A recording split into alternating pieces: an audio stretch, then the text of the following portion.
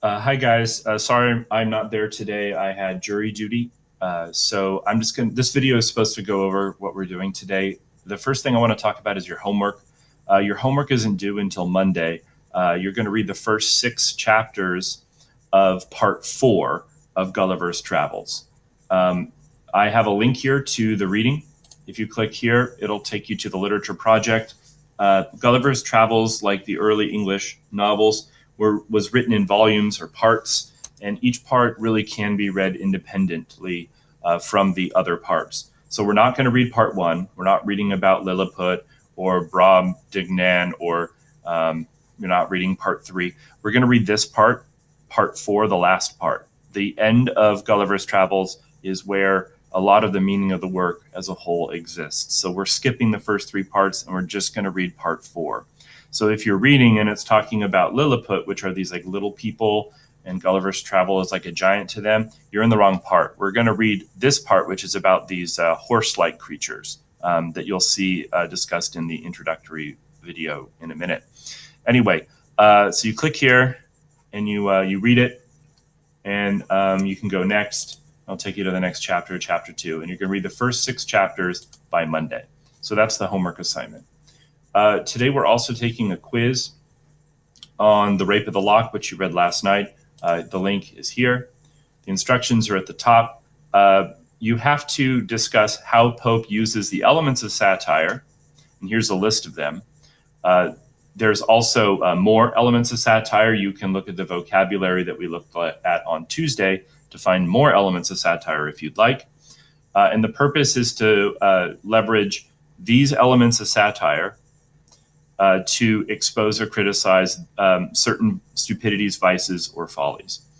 You have to discuss 3 vices, follies, or stupidities.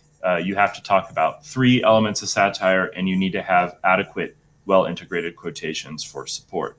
So here are some example vices that you might talk about. Here are the ones that I used when I completed the assignment. And then as far as stupidities and follies, there's like an infinite number of them. So you can kind of pick that up.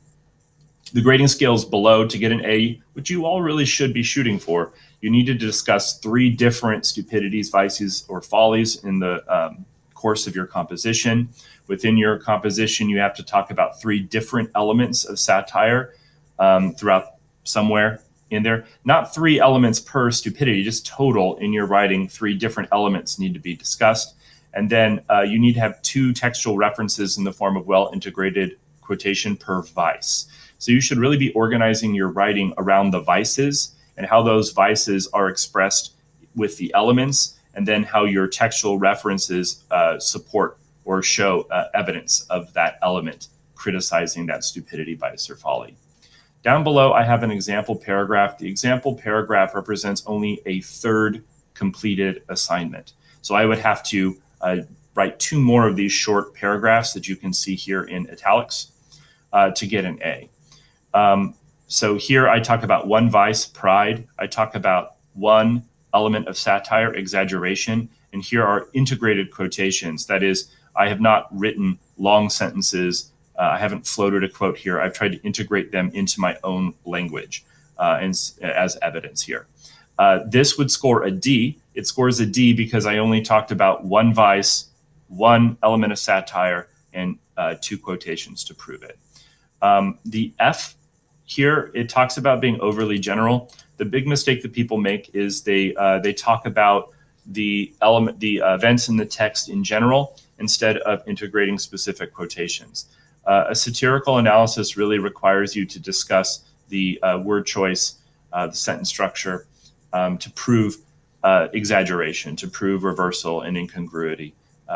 This assignment really does require you to integrate direct quotations. Thus, this is like an open book assessment. So when you're done writing your paragraphs, or if you want to write just 1 really long paragraph, I guess that's fine. You can submit that to Google Classroom. There will be an assignment there for you to turn in your typed quiz. Good luck.